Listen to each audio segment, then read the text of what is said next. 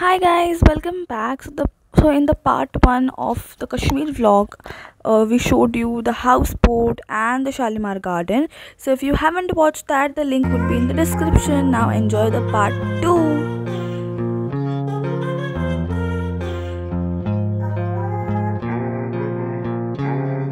Hi guys, update number छोड़ो.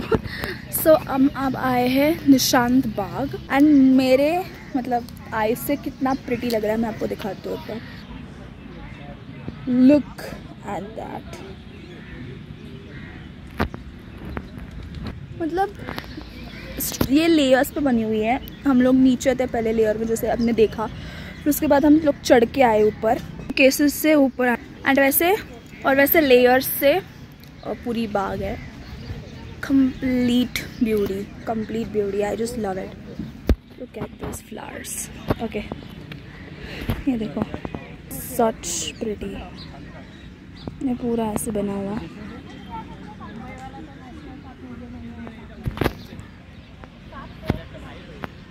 जो आप वहाँ पे देख रहे हो वो दाल लेक है. यहाँ पे इतना सुकून जैसा लग रहा है. This is my view right now. मतलब यहाँ इस पूरा ये है and then this side it is like that. मतलब I am completely in love with this. तो अभी हम वहाँ से चल के जाएंगे आगे बिकॉज आगे जाना ज़रूरी है.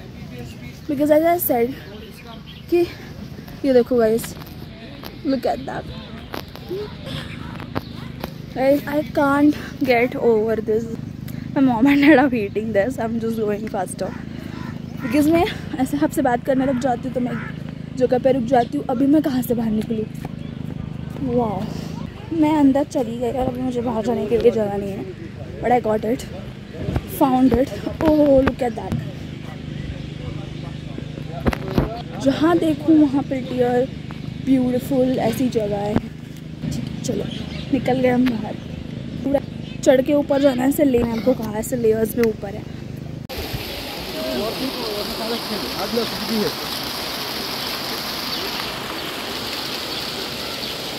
Guys, look at the view behind me. So pretty. Let me show you it right. Look at this.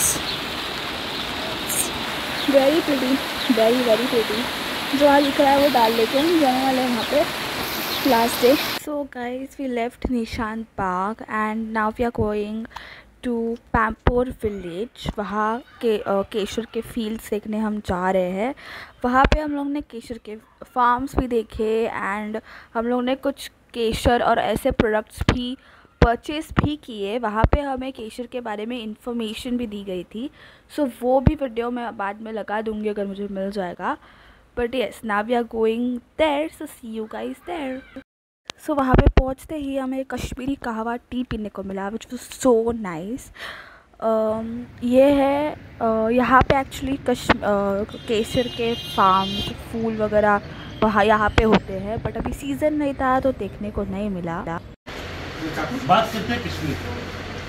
देखिए, जब लोग कश्मीर एंटर करते हैं तो बोलते हैं कश्मीर बहुत ब्यूटीफुल है. यहाँ के माउंटेन्स बहुत ब्यूटीफुल है, वैलीज बहुत ब्यूटीफुल है. साथ ही साथ यहाँ के लोग भी आपको ब्यूटीफुल भी मिलेंगे. उसके साथ साथ हमारे यहाँ जितना भी कल्टीवेशन होता है ना तो उसके अंदर भी बहुत ब्यूटी है. चाहे आप क्वालिटी के परस्पेक्टिव से लेके रेंज के बेनिफिशियल हिसाब के से लेके तो हर एक चीज़ के अंदर बहुत बेनिफिट होती है. बिकॉज यहाँ का क्लाइमेट सूट करता है. या फ्रेश फ्रूट की बात करें ड्राई, सभी कल्टीवेशन का जो क्राउन है that is saffron. And saffron का कल्टीवेशन सारी वैली के अंदर नहीं हो पाता है. That is limited region and वो रीजन आपके सामने है. जहाँ तक आपकी पहाड़ी तक पूरा नजर जाती है ना वहाँ तक पूरा का पूरा कल्टीवेशन सैफरन का ही होता है. एंड इस प्लेस को हम पामपुर जाते हैं. ये वाला रीजन जो है ना वैली के अंदर अगर गर्मी कहीं पे पड़ती है ना तो इसी जगह पे पड़ती है. मैक्सिमम टेम्परेचर 33-34 के आसपास. लेकिन साथ में कश्मीर के अंदर सर्दी भी होती है तो सर्दी के लिए मानी जाने वाली जगह है. तो हमारे यहाँ भी थोड़ी सी सर्दी होती है -6 के आसपास. इसी -6 और 34 के रेंज के बीच में कल्टीवेशन है. कल्टीवेशन में हम सबसे पहले क्या करते हैं, हमारे पास फील्ड है तो पूरा उसको प्लाइंग करेंगे. टिल सितंबर को पूरा ड्राई होना चाहिए. मिट्टी moisture free and weed free रहनी चाहिए. देन ऑनवर्ड्स उसी फील्ड के अंदर हम सितंबर के महीने में बीज की बुआई करते हैं। जो बीज होता है दैट इज एक्चुअली बल्ब छोटा कंदा सा होता है, हर 3-4 इंच के डिस्टेंस में उसको ज़मीन के अंदर डालेंगे।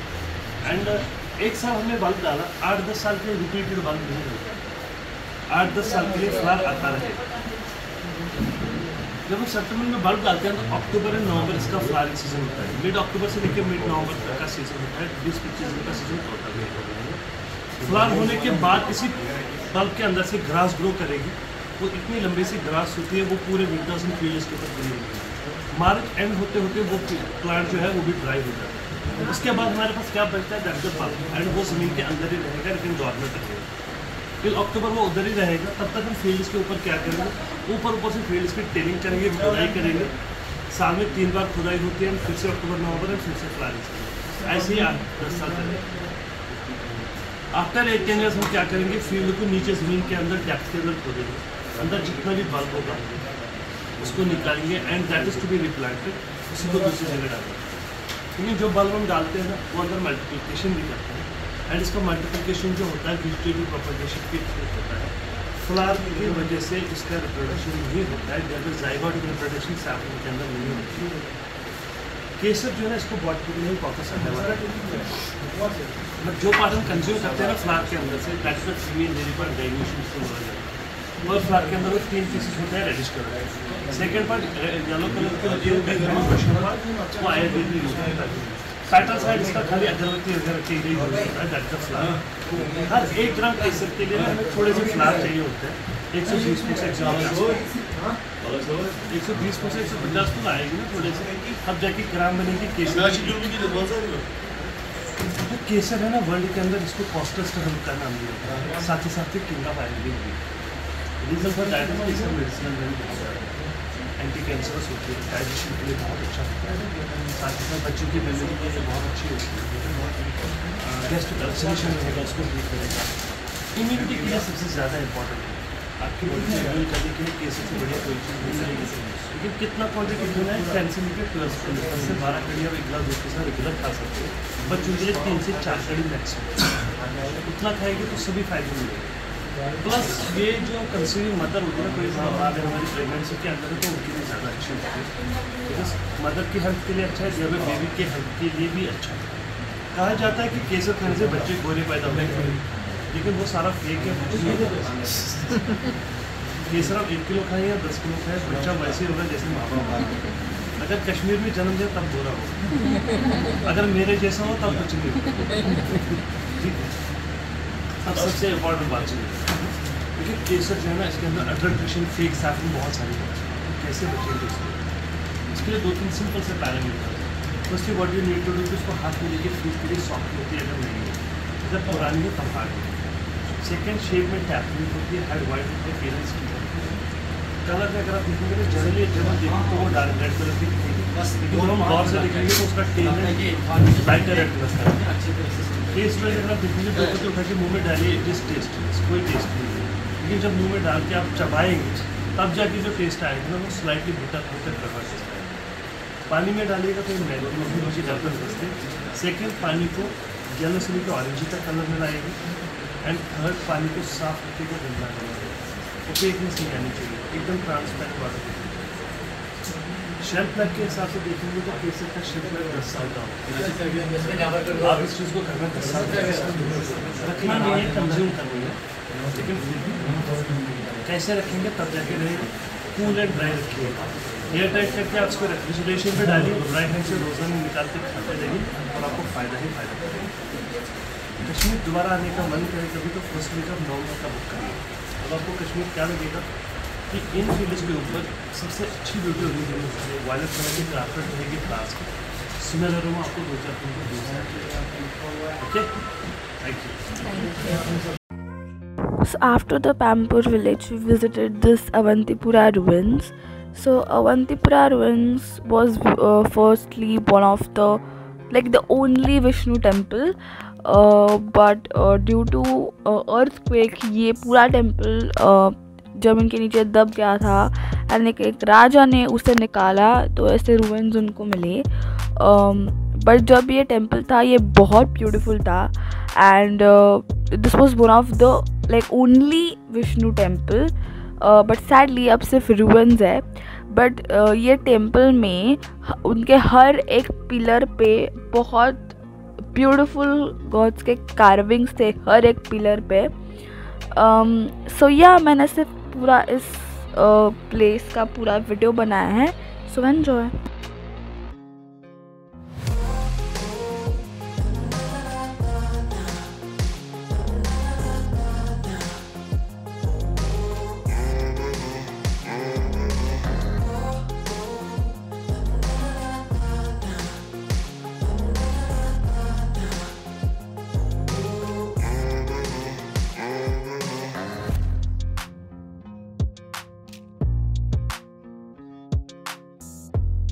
So after visiting Avantipura ruins, then we went to our hotel in Pahalgam. So now we are going to Pahalgam, and then we will directly go to our hotels. So yes, I'll catch you in the hotel.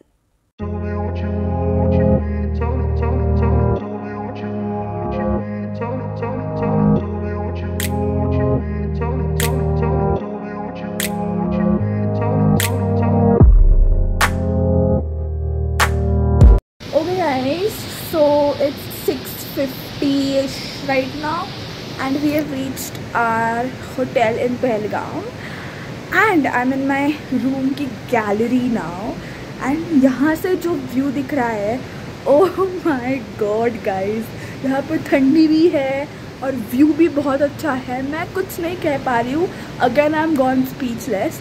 आप खुद ही देख लो ये view. Guys ये मेरे hotel की gallery का अभी का व्यू है, and oh my fricking God you guys, wow. जो आपको आवाज़ सुनाई दे रहा है वहाँ पे रिवर है, जो आप वहाँ पे बैठ के एंजॉय कर सकते हो। बेस्ट पार्ट है कि यहाँ पे आप बैठ के इस नज़ारे को कितना भी देख सकते हो, बिकॉज ये खुद का रूम है।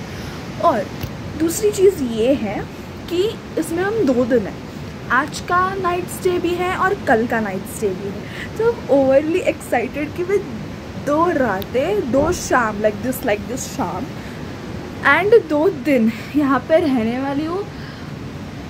तो गाइस ये मतलब मेरी सारी जो दिन भर की थकान थी ऐसे चली गई। Literally the best view I could get. मतलब ये झाड़ भी ऐसे इतने अच्छे से पोजीशन पे आया है, मैं आपको दिखाती हूँ। तो ये झाड़ ऐसे मस्त पोजीशन पे कि यहाँ पे अच्छे फोटोज़ भी क्लिक हो सकते हैं। और look at the sky you guys, the clouds, oh my God. और ना इस पानी का आवाज़ कंटिन्यूसली आ रहा है, which is guys I really. अभी ठंडी भी थोड़ी सी पहलगाम में महसूस हो रही है, श्रीनगर में तो वैसे कोई ठंडी महसूस नहीं हो रही थी। तो अभी मुझे लग रहा है कि मैं कश्मीर आई हूँ, बिकॉज ठंडी है, वेदर अच्छा है। Oh my god, the view right now is to die for, literally the best view. मेरा फेस का अवतार है वो ट्रैवलिंग की वजह से है, तो उसको थोड़ा ये करो, बट मुझे कुछ भी करके आपको ये व्यू दिखाना था, and it was so much like you know needed. I don't know what to say, I am speechless. मुझे ऐसा लग रहा है कि मैं इसको बस देखती रह जाऊँ, बस देखती रहो। मैंने ये डेनिम का जैकेट पहना है, उसकी वजह से मुझे इतनी ठंडी लग नहीं रही है, बट डेफिनेटली मुझे रात को ठंडी लगने वाली है। तो मैं उस जैकेट को निकाल के बस इस टॉप के ऊपर अपना स्वेटर पहनने वाली हूँ अभी। I have to show you something. यहाँ आप देख सकते हो क्या पीप कर रहा है। Oh my God, it's snow mountain. And मुझे पता है पूरी जर्नी में आपने बहुत क्लिप्स नहीं देखे।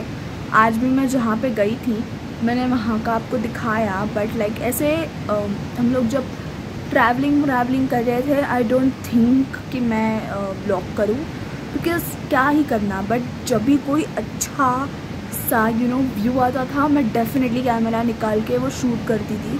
so, जितना भी मुझे लग रहा है कि आपको देखना ही चाहिए, वो डेफिनेटली इस ब्लॉग में है। एंड यू गाइज, मैं ना एक बस वीडियो निकालने वाली हूँ मेरी बग के बिना।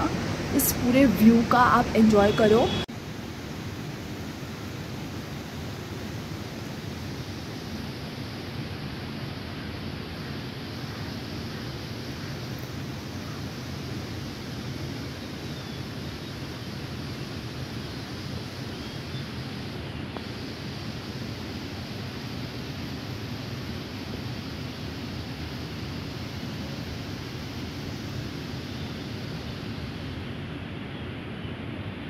सो गाइस इसके बाद हम लोग वो रिवर, वो पानी वाला देखने गए थे। तो वो और डे 3 आपको पार्ट 3 में देखने को मिलेगा, because this video was getting too long. So yeah stay tuned to like share and subscribe.